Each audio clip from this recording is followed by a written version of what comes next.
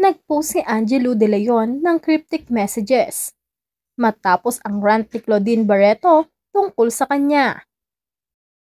May pinatutungkulan ba ang aktres at Pasig City Councilor na si Angelo De Leon sa kanyang Instagram noong January 30, 2024? Sa kanyang Instagram story, nagbahagi si Angelo ng mga hugot ukol sa pagpapatawad. Nakasaad sa una niyang post, "Forgiveness is grace and granted by the Holy Spirit." Ang napuno ng Espiritu ay alam kung ano ang magpatawad, na mas mabilis pa kaysa sa iba, ay makapaghingit ng patay. Kasunod nito ay nagbahagi siya ng isang talaga mula sa Galatia 6:9. Huwag tayong mapagod sa paggawa ng mabuti, sapagkat sa tamang panahon ay mag-aani tayo nang hindi tayo susuko. Caption ni Angelo, "Do the new you." Maraming netizens ang nag-speculate na may patama ang mga post niya sa kapwa-actress na si Claudine Barreto.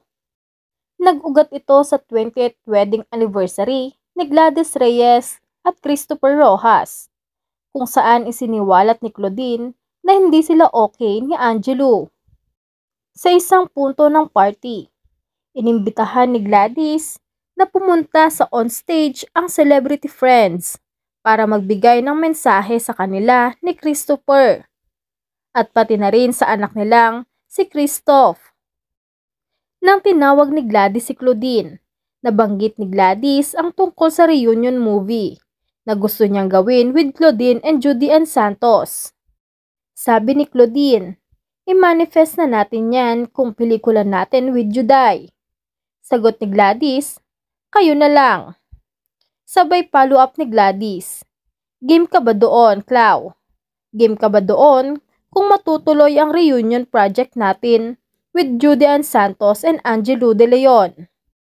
Kalmado, pero derechahang sagot ni Claudine, "No, no, no. Hindi. Ikaw lang at ako at si Juday, walang Angelo."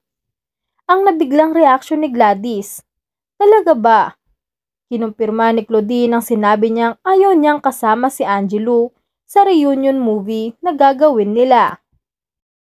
Halatang nagulat at nabigla si Gladys sa sinabi ni Claudine, kaya medyo nataranta siya sa susunod niyang sasabihin.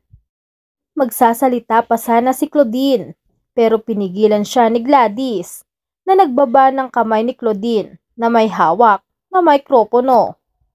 Sa exclusive interview ng Philippine Entertainment Portal kay Claudine, isiniwalat nito kung ano ang pinag-ugatan ng sama ng loob niya kay Angelo.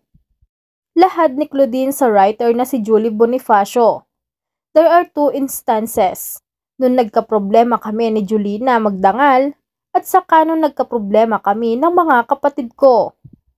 Hindi raw nagustuhan ni Claudine ang pagkomento ni Angelo sa isyong kinasasangkutan niya through the press people sa press con na I don't belong to.